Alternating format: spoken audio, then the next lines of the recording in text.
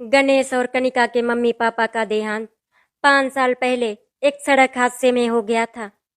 Mummy papa के देहांत की वजह से कनिका पूरी तरह से टूट गई थी। कनिका की सारी जिम्मेदारी गणेश के कंधों पर आ गई थी। गणेश अपनी बहन से बहुत प्यार करता था। कनिका की पढ़ाई लिखाई का खर्च उसका भाई गणेश उठा रहा था। कुछ समय के बाद गणेश की शादी उर्मिला नाम की लड़की से हो जाती है। ससुराल में आते ही पूरे घर का नियंत्रण उसने अपने हाथों में ले लिया था। कई बार उसकी भाभी उर्मिला ने कहा, कनिका घर के हालात बिल्कुल भी ठीक नहीं है, इसीलिए तुम नौकरी कर लो। और फिर आखिरकार कनिका ने नौकरी करने का फैसला कर लिया। कनिका अपने भैया भाभी पर बोझ नहीं बनना चाहती थी, लेकिन उसको बिल्कुल भी अंदाजा नहीं था कि उसकी कमाई ही एक दिन उसके लिए सबसे बड़ी बेड़िया बन जाएगी। लखनऊ शहर के इंदिरा नगर में कनिका का बहुत ही सुंदर सा फ्लैट था। कनिका अपने फ्लैट की बालकनी में खड़े होकर सड़क पर तेज रफ्तार से आती जाती गाड़ियों को देख रही थी। कनिका अक्सर उस सड़क पर खुद को दौड़ता हुआ महसूस करती, जहां पर कोई उसे रोकने और टोकने वाला ना हो और कोई उससे हिसाब मांगने वाला भी ना हो। लेकिन असलियत तो कुछ और ही थी। उर्मिला रसोई से चाय बनाकर लाई और कनिका के हाथ में थमाते हुए मीठी मुस्कान के साथ कहा, कनिका, बैंक से इस बार कितना आया है? कनिका चौंक गई थी, लेकिन वो हर महीने की तरह सवाल के लिए तैयार थी। ऐसे सवालों को सुनकर हर बार उसका दिल थोड़ा थोड़ा करके टूटता जा रहा था। भाभी, इस बार कुछ कठिनाइयां हो गई हैं और बोनस भी नहीं मिला, कनिका ने धीमी आवाज में कहा। ये सुनकर उर्मिला की भौहें तन गई। उसकी भाभी ने कनिका को घूरते हुए कहा, तो फिर इस बार बिजली का बिल, मकान का किराया, सब्जी, दूध सब कैसे चलेगा? गणेश की पूरी सैलरी से बस ईएमआई में निकल जाती है। तुम्हारी नौकरी का ही तो सहारा है। कनिका ने अपनी भाभी की बातों का कोई जवाब नहीं दिया। अपनी भाभी की यही सारी बातें सुन सुनकर उसने अपने सपनों को अलमारी के किसी कोने में दबा दिया। अगर आज मम्मी पापा होते तो शायद हालात कुछ और ही होते, लेकिन अब भैया और भाभी ही सब कुछ हैं। जैसा वो लोग चाहेंगे वही होगा। उसी शाम जब कनिका अपने कमरे में बैठी थी, तभी उसके पास कार्तिक का मैसेज आया। कनिका, क्या तुम मुझसे शादी करोगी? क्या तुम मेरी लाइफ पार्टनर बनोगी? मैसेज देखकर कनिका के चेहरे पर मुस्कान आ गई थी। एक बार को कनिका को लगा कि शायद अब उसकी उड़ान को पंख मिल जाएंगे, लेकिन उसको इस बात का बिल्कुल भी अंदाजा नहीं था कि उसके वही पंख कोई बहुत ही बेरहमी से नोच डालेगा।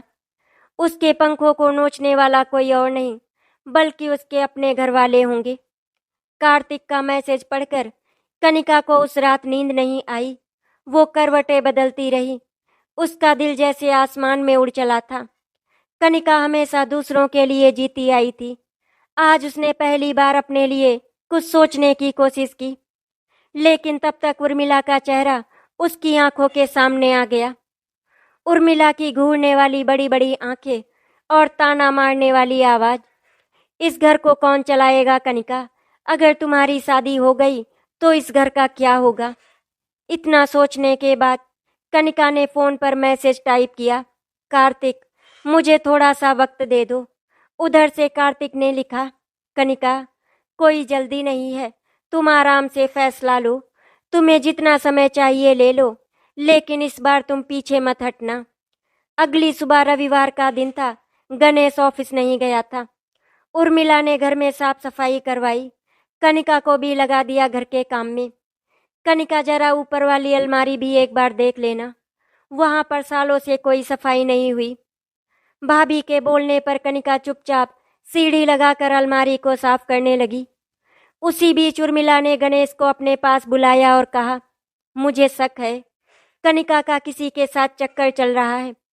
गणेश चौंक कर बोला, उर्मिला, तुम्हारा दिमाग खराब हो गया है क्या? बोलने से पहले कुछ सोच समझ लिया करो। गणेश, मेरा दिमाग नहीं खराब हुआ। मैंने कई बार रातों में देखा है, वो किसी से फोन पर हंस हंस कर बातें करती रहती है। इतनी कमाई होती है, फिर भी इसके शौक पूरे नहीं होते। पता नहीं कौन है वो लड़का जिसके साथ कनिका गुलछर्रे उड़ा रही है। उर्मिला की बात सुनकर गणेश चुप हो गया था, क्योंकि उसे अपनी बहन पर पूरा भरोसा था। लेकिन उर्मिला का शक उसकी शादी में सबसे बड़ा रोड़ा बन सकता था। दोपहर को कनिका अपने कमरे में बैठी थी, तभी उसका फोन बजा। फोन कार्तिक का था। वो जल्दी से बालकनी में आ गई। हाँ कार्तिक, बोलो।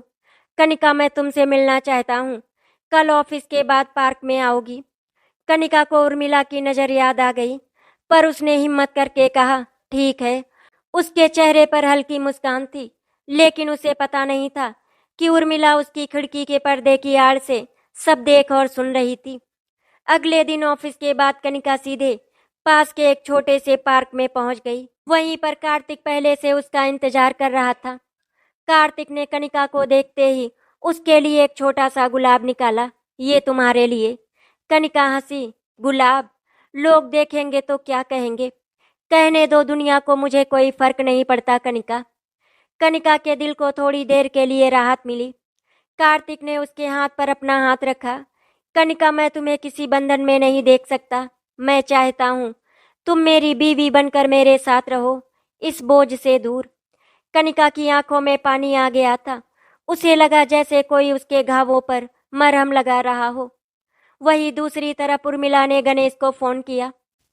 मैंने तुम्हारी बहन को उस लड़के के साथ पार्क में देखा है। गणेश झुंझलाकर बोला। उर्मिला, तुम्हें हर बात में शक क्यों होता है? अगर कनिका किसी से मिल भी रही है तो उसका हक है। उर्मिला तो नक्कर बोली। हक है, लेकिन इस घर का क्या? उसकी शादी करना मतलब उसके वेतन से हाथ धोना। तुम समझते क्यों नहीं? रात को कनिका जब घर लौटी तो उर्मिला ने ताना मारा। कहाँ से आ रही हो? ऑफिस से। अच्छा, ऑफिस तो 4 बजे तक छूट गया था। कनिका हकला गई। भाभी, वो बैंक में थोड़ा काम था, इसीलिए आने में मुझे देर हो गई। कनिका की बातें सुनकर उर्मिला समझ गई थी कि कनिका झूठ बोल रही है। अब उर्मिला को अपनी कमाऊ मुर्गी उड़ने से रोकने के लिए एक जाल बिछाना था। कनिका के चेहरे की मुस्कान अब उर्मिला को खटकने लगी थी। उसे पता था अब कनिका की उड़ान को रोकने के लिए उसे कोई पक्का जाल बनाना होगा। एक शाम जब गणेश ऑफिस से घर लौटा तो उर्मिला ने चाय थमाते हुए बड़ी मासूमियत से कहा, आपको पता है गणेश, आज मोहल्ले की शर्मा आंटी कह रही थी कनिका को किसी लड़के के साथ कई बार उन्होंने देखा है। अब लोग बातें बना रहे हैं, हमारे खानदान की बदनामी होगी। गणेश ने नाराज होकर कहा, उर्मिला, तुम्हारे ये मोहल्ले वाले हर बात में जहर क्यों घोलते हैं? उर्मिला, मेरी बात कान खोलकर सुन लो। मुझे कनिका पर पूरा भरोसा है। उर्मिला ने गहरी सांस ली और आंखों में नकली आंसू भर लिए। ठीक है, मुझे क्या करना है? मैं तो घर की भलाई के लिए कह रही थी। मैं कौन होती हूँ आप लोगों के बीच में बोलने वाली? लोग तो मुझे भी ताने मारते हैं कि मैं ननद की शादी नहीं करवा रही, क्योंकि वो कमा कर खिला रही है हमें। उर्मिला की बात सुनकर गणेश थोड़ी देर के लिए चुप हो गया। उसे भी लगा कि उर्मिला सही कह रही है। लोग सच में पीठ पीछे क्या क्या नहीं कहते होंगे। अगले ही दिन उर्मिला ने दूर के रिश्ते की बुआ को घर बुलाया। बुआ जी, कनिका के लिए कोई अच्छा सा रिश्ता देख लीजिए। बुआ जी समझ गईं। अरे बेटा, देखूंगी, पर कनिका मानेगी तो तब ना। उर्मिला ने नकली हंसी हंसी। आप बस बात छेड़ दीजिए बुआ जी, बाकी सब मैं संभाल लूंगी। कनिका को इस बारे में कुछ भी नहीं पता था। वो तो बैंक से लौटकर अपने कमरे में बैठी कार्तिक से बातें कर रही थी। उसने पहली बार खुद से कहा, अब बस और नहीं, मुझे मेरे लिए खड़ा होना ही होगा। रात के खाने के बाद कनिका अपने कमरे में किताब पढ़ रही थी कि गणेश ने दरवाजा खटखटाया। कनिका, मैं अंदर आ जाऊं? हाँ भैया। कनिका चौंक गई। भाई इतने गंभीर लहजे में कभी अंदर नहीं आए थे। गणेश ने पूछा, कनिका, कोई बात छुपा रही हो क्या? कनिका ने नजरें नीचे झुका ली। नहीं तो भैया, सच सच बताओ, कोई लड़का है तुम्हारी जिंदगी में? अपने भैया की बात सुनकर कनिका हड़बड़ा गई। कनिका ने अपने आप को कंट्रोल में किया और फिर कहा, भैया, एक लड़का है कार्तिक, बैंक में मेरे साथ काम करता है। वो मुझसे शादी करना चाहता है। गणेश का माथा ठनक गया। उसे उर्मिला की बातें याद आ गई। तुम्हें पता है ना कनिका, अभी हालात क्या हैं? ये घर तुम्हारी नौकरी से ही चल रहा है। तुम्हारी शादी हुई तो ये घर कैसे चलेगा? कनिका के गले में कुछ अटक गया। भैया कब तक? क्या मैं अपनी जिंदगी नहीं जी सकती? गणेश को कोई जवाब नहीं सूझा। बाहर खड़ी उर्मिला के होठों पर हल्की सी जीत की मुस्कान आ गई। उसकी चाल काम कर गई थी। अगले दिन कनिका ने सारी बातें कार्तिक को बता दी। कार्तिक को बहुत गुस्सा आ गया। क्या मतलब? तुम्हारे भाई भाभी तुम्हें पैसे की मशीन समझते हैं? कनिका ने अपने आंसू साफ किए। नहीं कार्तिक, भाभी को डर है। अगर मैं चली गई तो घर कैसे चलेगा? कार्तिक ने कनिका का हाथ थाम लिया। कनिका, तुम्हारी भाभी के अंदर डर नहीं बल्कि लालच है। कनिका, अभी इसी वक्त तुम मेरे साथ चलो। कनिका हड़बड़ा कर बोली, नहीं कार्तिक, मैं ऐसे नहीं भाग सकती। मुझे सब कुछ ठीक करना होगा, भैया को समझाना होगा। कार्तिक ने गहरी सांस ली। उसे समझ में आ गया था कि ये लड़ाई इतनी आसान नहीं होगी। अब उसे कनिका के लिए नहीं, कनिका के हक के लिए भी लड़ना होगा। उर्मिला को भी समझ में आ गया था कि सिर्फ बातें बनाकर कनिका को रोकना अब आसान नहीं होगा। उसे अब कोई पक्का कदम उठाना होगा, ऐसा कदम जो कनिका को कार्तिक से दूर कर दे और उसकी कमाई पर भी पकड़ बनी रहे। एक दिन सुबह सुबह उर्मिला ने बुआ जी को फिर बुला लिया। चाय के प्याले के साथ उर्मिला बोली, बुआ जी, वो शर्मा जी का बेटा देखिए ना, किशोर। बुआ जी, वो अच्छा लड़का है, प्रॉपर्टी डीलर है, पैसों की भी कोई कमी नहीं। कनिका की शादी उससे करवा दीजिए। बुआ जी को बात जच गई। हाँ बेटी, लड़का तो अच्छा है, बस कनिका राजी हो जाए। उर्मिला ने आंख दबा दी। उसे राजी करना मेरा काम है बुआ। उधर कनिका को इस बात की भनक तक नहीं थी। वो तो रोज की तरह बैंक और घर के बीच में झूल रही थी। शाम को उर्मिला ने मौका देखकर कहा, कनिका, बुआ जी ने तुम्हारे लिए एक बहुत अच्छा लड़का देखा है। भाभी की बात सुनकर कनिका को जैसे बिजली का करंट लगा। कौन लड़का भाभी? अरे वही किशोर शर्मा, बहुत अच्छा लड़का है, घर गाड़ी सब है। वैसे भी कार्तिक जैसे लड़के सड़क पर बहुत मिल जाते हैं, लेकिन ऐसे रिश्तेदार बार बार नहीं आते। कनिका को अपनी भाभी की बात सुनकर गुस्सा आ गया। भाभी, मैं कोई सामान नहीं जो आप जिसे चाहे उसे सौंप दे। मैंने कहा था ना, मैं कार्तिक से शादी करना चाहती हूँ। उर्मिला के चेहरे पर हंसी गायब हो गई। कनिका, तुम्हारी जुबान बहुत ज्यादा चलने लगी है। अपनी भाभी को इस तरह से जवाब देते हैं? लगता है तुम्हारी कमाई ने तुम्हारी नाक पर नखरे चढ़ा दिए हैं। बात इतनी बढ़ गई कि गणेश बाहर आया। क्या हुआ? उर्मिला ने नकली आंसू बहा दिए। सुनिए, आपकी बहन अब मुझे उल्टा जवाब देती है। मैंने इसके लिए कितना अच्छा किया और ये है कि मुझे ही सुनाती है। गणेश ने कनिका को घूर कर देखा। भाभी के साथ बदतमीजी क्यों? किशोर अच्छा लड़का है तो सुन लो बात। कनिका की आंखों में आंसू छलक पड़े।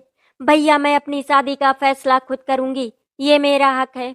गणेश ने कुछ कहने के लिए मुंह खोला ही था कि उर्मिला बीच में ही बोल पड़ी, अरे रहने दीजिए, जाने दीजिए इसे। कल को कोई गलत लड़का छोड़कर चला जाएगा, तब देखना आप ही रोएंगे। उस रात कनिका ने अपने आप को कमरे के अंदर बंद करके सारा गुस्सा आंसुओं में निकाल दिया। उसने कार्तिक को फोन लगाया। कार्तिक, अब बस मुझे कुछ करना ही होगा। कार्तिक ने कहा, कनिका अभी या तो तुम हिम्मत करो या मैं खुद तुम्हारे घर आके बात करूंगा। कनिका ने ठंडी सांस ली। नहीं, अगर भाभी ने कुछ उल्टा सीधा बोल दिया तो भैया को बुरा लगेगा। मुझे खुद लड़ना होगा। दूसरे दिन कनिका ने बैंक में सीनियर मैनेजर से बात की। सर, मैं अपना ट्रांसफर किसी दूसरी ब्रांच में करवाना चाहती हूँ, जहाँ मेरे घर वालों को पता ना चले। सर ने उसे देखा। क्यों कनिका, कोई परेशानी है? कनिका ने पहली बार खुद से कहा, अब मुझे अपनी आज़ादी के लिए खुद लड़ना होगा। उस रात कनिका ने अपने आप को कमरे के अंदर बंद करके सारा गुस्सा आंसुओं में निकाल दिया। इधर उर्मिला ने पूरे परिवार में ये बात फैला दी कि कनिका का चाल चलन ठीक नहीं है, कार्तिक से शादी के लिए जिद कर रही है, कोई जात बिरादरी देखेगी या नहीं। ये खबर सुनकर धीरे धीरे रिश्तेदार आने लगे। कोई कनिका को समझाता तो कोई गणेश को डराता। भाई, लड़की हाथ से निकल गई तो कल को समाज में मुंह दिखाना मुश्किल हो जाएगा। उर्मिला ने अपने जाल में सबको फंसा लिया था, पर कनिका अब चुप नहीं रहने वाली थी। उसने सबके सामने कहा, जो करना है कर लीजिए, मैं किशोर से शादी नहीं करूंगी। मेरी जिंदगी मेरी है। रिश्तेदारों ने ताना मारा, बहू ने इसको सर पर चढ़ा रखा है, इसीलिए ये बिगड़ गई है। उर्मिला नकली आंसू बहाकर गणेश के कंधे से लग गई। देखिए, अभी इसे रोका नहीं तो कल को हमारा क्या होगा। गणेश का सिर झुक गया। उसे समझ नहीं आ रहा था कि बहन के सपनों के साथ जाए या बीबी की बात माने। कनिका ने सारी हिम्मत जुटाकर अपने ट्रांसफर के पेपर बैंक में जमा कर दिए। जब वो ऑफिस से बाहर निकली तो कार्तिक बाहर खड़ा था। कनिका, सच में कर दिया? कनिका ने पहली बार ठंडी हवा में गहरी सांस ली। हाँ कार्तिक, अब मुझे इस घर में नहीं रहना, कम से कम कुछ वक्त के लिए। कार्तिक ने उसका हाथ पकड़कर कहा, तो चलो मेरे साथ आज ही। कनिका ने पल भर के लिए उसकी आंखों में देखा। नहीं कार्तिक, अभी नहीं, पहले मैं भैया से बात करूंगी। मैं भागने वालों में से नहीं हूँ। उधर घर में उर्मिला को किसी तरह खबर लग गई कि कनिका ट्रांसफर कराने वाली है। उसने फिर से चाल चली। उसने गणेश को डराया। देखिए कार्तिक, कनिका को भगा कर ले जाएगा, लोग क्या कहेंगे, पुलिस केस भी हो सकता है। गणेश परेशान हो गया। उसे समझ नहीं आ रहा था कि वो अपनी बहन पर भरोसा करे या बीवी की बात माने। रात को कनिका ने पहली बार खुलकर भाई से बात की। भैया, मुझे बस 2 महीने के लिए दूसरे शहर में ट्रांसफर चाहिए। मैं वहीं से कार्तिक से शादी करूंगी, आप मेरा साथ दीजिए। गणेश ने थके हुए स्वर में कहा, कनिका मैं क्या करूं? उर्मिला कहती है तुम्हारे जाने से घर टूट जाएगा। मैं तो फंस गया हूँ। कनिका की आंखों में आंसू निकल आए। भैया, मैं कोई पैसा कमाने की मशीन नहीं हूँ, मैं भी तो इंसान हूँ। कोई सपना देख सकती हूँ या नहीं? उर्मिला खिड़की के पीछे से सब सुन रही थी। वो अंदर आई और बोली, कहाँ जाओगी कनिका? तुम्हारा ट्रांसफर मैं रोक दूंगी, तुम्हारे पेपर कहीं अटकवा दूंगी, देख लेना। कनिका ने पहली बार सीधा आंखों में आंखें डालकर अपनी भाभी से कहा, इस बार रोक कर दिखाना भाभी। उर्मिला हक्का बक्का रह गई। उसने पहली बार कनिका की आंखों में वो आग देखी जो अब तक दबा कर रखी थी। उधर कार्तिक ने तय कर लिया था कि अब बात करनी होगी। एक रविवार की दोपहर वो सीधे कनिका के घर पहुंच गया। गणेश दरवाजे पर ही मिला। कौन? कार्तिक ने विनम्रता से कहा, मैं कार्तिक, कनिका के साथ काम करता हूँ। मुझे आपसे कुछ बात करनी है। उर्मिला दौड़ कर आई। किस हक से आए हो तुम यहाँ? कार्तिक ने उसकी तरफ देखा और फिर गणेश से बोला, भैया मैं कनिका से शादी करना चाहता हूँ, इज्जत से आप दोनों के सामने। आप लोग चाहे तो धूमधाम से कर दीजिए, वरना हम फिर कोर्ट में शादी कर लेंगे, लेकिन शादी तो होगी। उर्मिला बहुत ही तिलमिला गई थी। बड़े आए कोर्ट मैरिज करने वाले, हमारे खानदान में ऐसे नहीं होता। गणेश ने पूछा, कार्तिक तुम कनिका को खुश रख पाओगे? कार्तिक ने कहा, हाँ भैया, और सबसे बड़ी बात, मैं कनिका से उसकी नौकरी नहीं छीनूंगा, ना उसकी आज़ादी। गणेश कुछ बोल पाता उससे पहले उर्मिला चीख पड़ी, कभी नहीं, ये शादी कभी नहीं होगी। इस घर की कमाई का क्या होगा? फिर कार्तिक की नजरें उर्मिला पर गड़ गईं। आपको कनिका की खुशी दिखती है या उसकी तनख्वाह? उर्मिला को जैसे करारा तमाचा लगा। उसने पैर पटक कर कमरा छोड़ दिया। गणेश ने कार्तिक को बैठाया। देखो बेटा, मैं तुम्हारे प्यार को समझता हूँ, पर यह भी सच है कि कनिका की वजह से ही घर चलता है। कार्तिक ने विनम्र स्वर में कहा, भैया मैं कनिका को ले जाने से पहले आप दोनों के लिए एक छोटी रकम हर महीने भेजूंगा, आप चिंता मत कीजिए। लेकिन मेरी शर्त है, कनिका पर कोई दबाव नहीं होगा। गणेश का दिल खुश हो गया। आज उसने अपनी बहन की आंखों में फिर से वो चमक देखी जो सालों पहले कहीं खो गई थी। गणेश ने कनिका को देखा। जा कनिका, जी ले अपनी जिंदगी। कनिका की आंखों से आंसू बह निकले। पहली बार उसे लगा कि अब वो सच में उड़ पाएगी। उर्मिला के लिए ये सब उसकी सबसे बड़ी हार थी। जिस कमाऊ मुर्गी पर उसने घर का सारा बोझ डाल रखा था, वही अब उसके हाथ से उड़ने वाली थी। गणेश ने भी कनिका का साथ देकर उसकी बची खुची ताकत छीन ली थी। रात भर उर्मिला करवटें बदलती रही। सुबह उठते ही उसने सबसे पहले बुआ जी को बुलाया। बुआ जी, कुछ करना होगा, ये लड़की हाथ से निकल गई तो मैं क्या मुंह दिखाऊंगी। बुआ जी ने कहा, अब क्या कर सकती है बहू, भाई ने भी तो हाँ कर दी। उर्मिला के होठों पर एक सख्त मुस्कान आ गई। करूंगी मैं जरूर, देखती हूँ कैसे शादी होती है। अगर मेरी चाल सही चली तो कार्तिक खुद पीछे हट जाएगा। उधर कनिका के कमरे में पहली बार हल्की सी रौनक थी। वो अपनी अलमारी से पुराने सूट और किताबें समेट रही थी। उसकी नज़र उस गुलाब पर पड़ी जो कार्तिक ने पहली मुलाकात में दिया था। सूख कर भी वो उसके लिए नई उम्मीद जैसा था। गणेश दरवाजे पर खड़ा मुस्कुरा रहा था। बहन, अब तुझे कोई नहीं रोकेगा, कनिका ने भैया के गले लगकर कहा। भैया आप ना होते तो मैं कभी हिम्मत नहीं जुटा पाती। गणेश ने उसके आंसू पोंछे। चलो अब कोई आंसू नहीं, बस मुस्कान। उर्मिला ने मौका देकर कार्तिक को ऑफिस के बाहर बुलाया। वो अपनी मीठी आवाज में बोली, कार्तिक बेटा जरा बात सुनोगे। कार्तिक को समझ नहीं आया। वो हैरान सा खड़ा रह गया। उर्मिला ने धीमे से कहा, देखो बेटा, मैं भी चाहती हूँ कि कनिका खुश रहे, पर तुम जानते हो शादी के बाद खर्चे कितने होते हैं। अभी तुम्हारा वेतन कोई बड़ा नहीं। मेरी मानो तो अभी शादी मत करो, वरना कनिका बहुत दुखी होगी, तुम्हारे संघर्ष में पिस जाएगी। कार्तिक ने सीधा सवाल दागा। सीधे सीधे कहिए ना, आपको उसकी तनख्वाह चाहिए। उर्मिला के चेहरे पर नकली चिंता लहराई। नहीं बेटा, मैं तो बस तुम्हारी भलाई चाहती हूँ। अगर तुम चाहो तो मैं कनिका को मना भी सकती हूँ। कार्तिक के माथे पर पसीना था। उसे इस औरत की मक्कारी साफ दिख रही थी। उसने एक पल को सोचा, अगर मैंने हिम्मत नहीं दिखाई तो ये औरत कनिका को फिर तोड़ देगी। शाम को कार्तिक ने कनिका को सब बता दिया। कनिका ने सुनते ही गहरी सांस ली। तो भाभी अभी हारने को तैयार नहीं। कार्तिक ने उसका हाथ पकड़ा। अब तुम्हें ही फैसला लेना होगा। क्या तुम अब भी डरोगी? कनिका ने अपनी आंखों में पहली बार वो जिद देखी। नहीं, अब मैं नहीं रुकूंगी। अगर भाभी को मेरी तनख्वाह चाहिए तो मैं अपनी नौकरी छोड़ दूंगी, पर इस बार मेरी शादी रुकने नहीं दूंगी। कार्तिक हैरान रह गया। तुम अपनी नौकरी छोड़ दोगी? कनिका की आंखों में आत्मविश्वास था। उर्मिला को जैसे ही पता चला कि कनिका अपनी नौकरी छोड़ने वाली है, उसके पैरों तले से जमीन ही खिसक गई। वो गणेश पर चीख पड़ी, तुमने क्या कर दिया? तुम्हारी बहन के पीछे घर उजड़ जाएगा।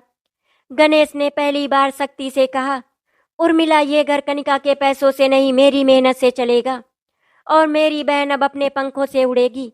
उर्मिला की आंखों में हार उतर आई थी। उसके पास अब कोई चाल नहीं बची थी। लखनऊ की गर्मी के बावजूद उस दिन घर में एक ठंडी खामोशी थी। कनिका अपनी अलमारी से एक एक सामान समेट रही थी। अपनी किताबें, मम्मी पापा की तस्वीर, पुराने स्कूल के सर्टिफिकेट और एक छोटी सी डायरी जिसमें उसने बचपन से अपने सपनों को लिख रखा था। उर्मिला रसोई में बर्तन खटखटाते हुए रह रहकर रो रही थी, पर वो जानती थी अब उसका रोना किसी को रोक नहीं सकता। गणेश ने कंधे पर हाथ रखा तो उसने हाथ झटक दिया। सब कुछ खत्म कर दिया आपने, घर उजाड़ दिया। गणेश ने शांत स्वर में कहा, घर तब उजड़ता है जब कोई अपना पराया हो जाता है। कनिका अपनी नहीं थी क्या? उसका भी हक था जीने का। उर्मिला को जैसे कुछ कहने को शब्द ही नहीं मिले। वो उठकर वहीं कुर्सी पर बैठ गई, खाली बेबस। उधर कनिका ने अपनी माँ की तस्वीरों को माथे से लगाया। देखो माँ, मैं डरने वाली कनिका नहीं हूँ। अब मैं उड़ने जा रही हूँ। कार्तिक बाहर खड़ा था, हाथ में एक बैग और आंखों में सपना। कनिका ने भैया के पैर छुए। भैया, आपने जो किया उसके लिए शब्द नहीं है मेरे पास। गणेश ने उसे गले लगाया। बस खुश रहना बहन, कभी भी जरूरत पड़े तो याद रखना, तेरा भाई हमेशा तेरे साथ है। कनिका के कदम जैसे ही दरवाजे से बाहर निकले, उर्मिला का दिल बैठ गया। उसे वो सारे लम्हे याद आने लगे जब वो कनिका की तनख्वाह से घर के बिल चुकाती थी, अपनी जरूरतें रिश्तेदारों में रौब झाड़ती थी कि नंद बैंक में अफसर है। आज वो सब खाली दीवारों में गूंज बन गया था। उर्मिला ने एक पल को दरवाजे से जाकर देखा। कनिका हाथ में बैग लिए कार्तिक के साथ दूर जा रही थी। उसके पांव अब किसी बेड़ी में बंधे नहीं थे। वो सच में अपनी उड़ान भर रही थी। उर्मिला की आंखों में आंसू बह निकले, पर अब कोई उसे देखकर दिलासा देने वाला नहीं था। घर की खामोश दीवारें उसके लिए सबसे बड़ी सजा थी। कनिका ने जाते जाते पीछे मुड़कर एक बार देखा। वो घर अब भी उसका था, पर अब उस घर में उसकी बेड़ियां थी, उसके सपने नहीं। कार्तिक ने उसका हाथ थाम लिया। अब कोई तुम्हें रोक नहीं पाएगा कनिका। कनिका ने हल्की मुस्कान के साथ कहा, अब मैं किसी के लिए कमाऊ मुर्गी नहीं, अपनी उड़ान वाली चिड़िया हूँ। सड़क पर बढ़ते कदमों के साथ कनिका के दिल में सिर्फ एक ही बात थी, अब मेरी जिंदगी मेरी होगी, चाहे जैसी भी होगी पर मेरी होगी। लखनऊ से दूर एक छोटा सा शहर था। कनिका ने वहीं अपनी नई पोस्टिंग ले ली थी। कार्तिक ने उसके लिए एक छोटा सा फ्लैट किराए पर लिया। बस 2 कमरे, एक छोटी बालकनी और ढेर सारे नए सपने। पहली रात दोनों ने अपनी किताबें, कपड़े, जरूरी सामान जमाया। कनिका ने बालकनी में खड़े होकर ठंडी हवा में गहरी सांस ली। कितना सुकून है ना, कार्तिक ने हंसकर कहा। हाँ, ये तुम्हारा अपना घर है। यहाँ कोई तुमसे तुम्हारी तनख्वाह नहीं मांगेगा। हाँ, अब बस ये छोटा सा घर ही मेरी दुनिया है और तुम। कार्तिक ने उसका हाथ पकड़ लिया। तुम्हारे हक की उड़ान अभी शुरू हुई है कनिका। नए शहर में सब नया था, दफ्तर भी नया, लोग भी नए।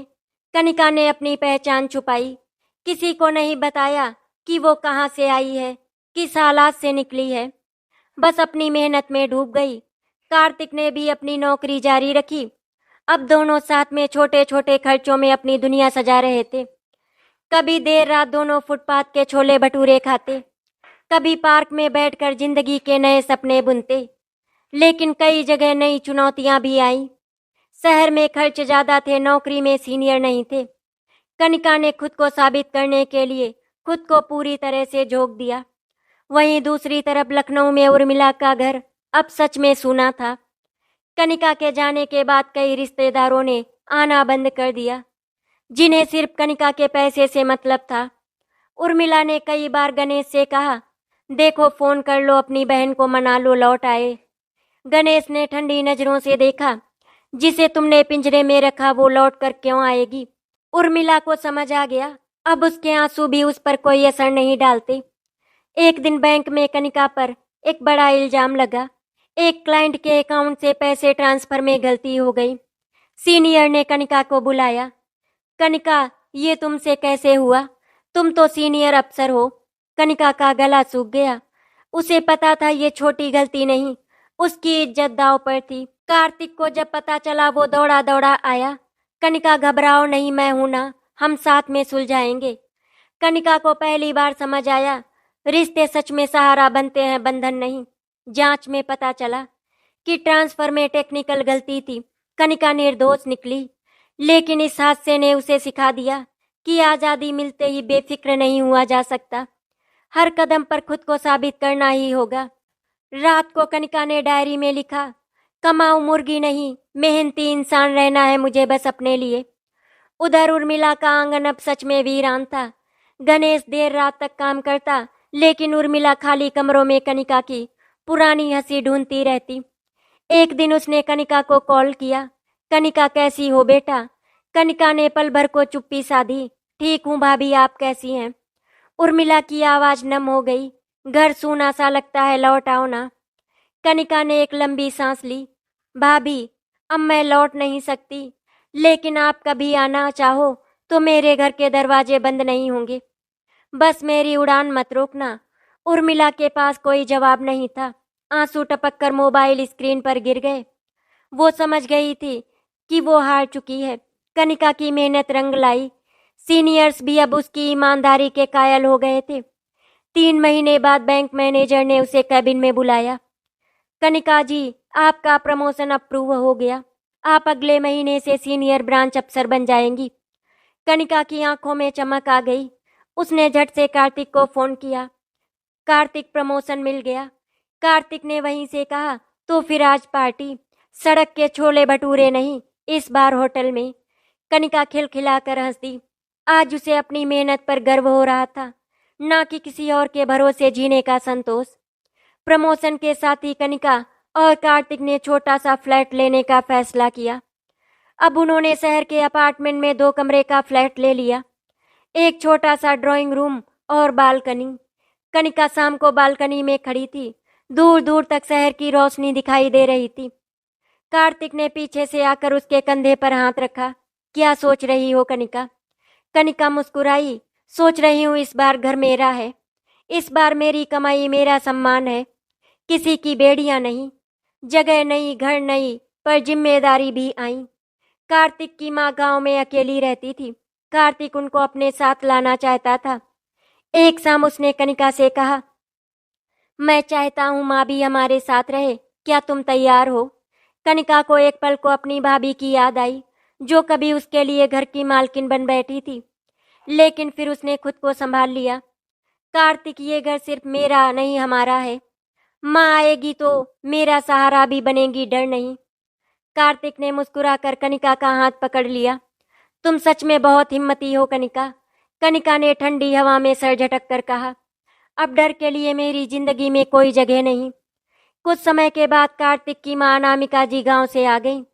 गांव की सीधी सादी औरत साड़ी के पल्लू से पसीना पोंछती हुई हर छोटी बड़ी चीज को हाथ से छूकर देख रही थी। कनिका ने पहले सामने वाला कमरा दिखाया। माँ, ये कमरा आपका है, मैं आपके लिए खाना परोस देती हूँ, आप खा लो। मैं ऑफिस से लौटकर सब काम संभाल लूंगी। अनामिका जी ने उसका सिर सहलाया। बिटिया, तू अपने काम से डरना मत, घर के काम मेरी जिम्मेदारी। कनिका की आंखें भर आई। उसे लगा जैसे उसने अपनी माँ को फिर से पा लिया हो। इधर लखनऊ में उर्मिला का अकेलापन उसे रोज काटने लगा। गणेश देर रात घर लौट कर आता, चुपचाप खाना खाता और सो जाता। उर्मिला के पास बात करने को कोई नहीं था। एक दिन उसने कनिका को एक चिट्ठी लिखी। मैं जानती हूँ मैंने तुम्हारे साथ गलत किया। मैं डर गई थी घर के बोझ से, जिम्मेदारी से। तुम्हारी कमाई ने मुझे मजबूर कर दिया था कि मैं तुम्हें रोक कर रखूं। मैंने तुम्हें अपने घर की कमाऊ मुर्गी बनाकर रख दिया। पर अब समझ में आता है कि तुम्हारी आज़ादी मेरी खुदगर्जी से कहीं बड़ी थी। कनिका, अब तू जहाँ भी रहे बस अपनी उड़ान हमेशा भरती रहना। किसी के सामने अपने पंखों को फैलाने से मत रोकना। कनिका को अपनी भाभी की चिट्ठी पढ़कर बहुत दुख हुआ। इसीलिए उसने फैसला किया कि वो कुछ दिनों के लिए अपनी भाभी के पास जाएगी। कनिका ने कार्तिक को बताया कि उसकी भाभी बहुत बुरी तरह से टूट गई हैं। मुझे लगता है उन्हें इस समय किसी की जरूरत है, इसीलिए मैं कुछ दिन के लिए उनके पास जाना चाहती हूँ, अगर तुम्हारी इजाजत हो। कार्तिक ने कहा, तुमको अपने परिवार से मिलने के लिए किसी की इजाजत लेने की जरूरत नहीं है। भाभी और भैया हमारा परिवार है, इसीलिए तुम बेझिझक उनसे मिलने के लिए जा सकती हो। तभी पीछे से कार्तिक की माँ आ गई। उन्होंने कहा, बेटा, तुम्हें सच में अपनी भाभी के पास जाना चाहिए और उन्हें मजबूत करके वापस आना। कनिका ने सास के रूप में माँ को पा लिया था और कार्तिक के रूप में जिंदगी। एक हफ्ते के बाद कनिका अपने भैया भाभी के घर गई। उसने भाभी को अपने आने के बारे में कुछ भी नहीं बताया था। कनिका ने फ्लैट की घंटी बजाई तो उर्मिला ने दरवाजा खोला। सामने कनिका को देखकर उर्मिला फूट फूट कर रोने लगी। कनिका के पैरों में गिरकर उर्मिला माफी मांगने लगी। मुझे माफ कर दे कनिका, मैंने तुझे बहुत सताया, बहुत परेशान किया। कनिका ने अपनी भाभी को उठाकर गले से लगा लिया। भाभी, आपको अपनी गलती का एहसास हो गया, मेरे लिए वही बहुत है।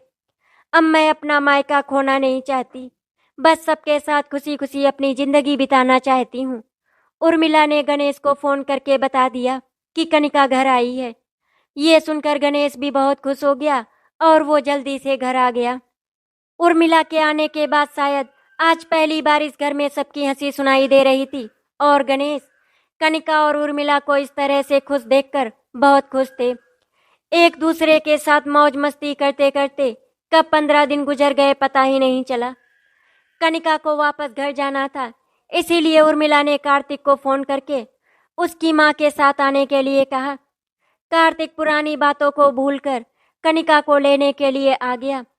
कार्तिक जब घर आया तो उर्मिला ने सामने से उससे माफी मांगी और कार्तिक ने भाभी को माफ कर दिया।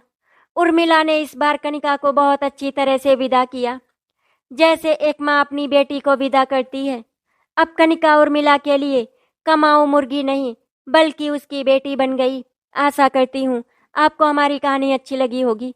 अगर आपको हमारी कहानी अच्छी लगी तो वीडियो को लाइक एंड शेयर करें, चैनल को सब्सक्राइब करें। वीडियो देखने के लिए आपका धन्यवाद।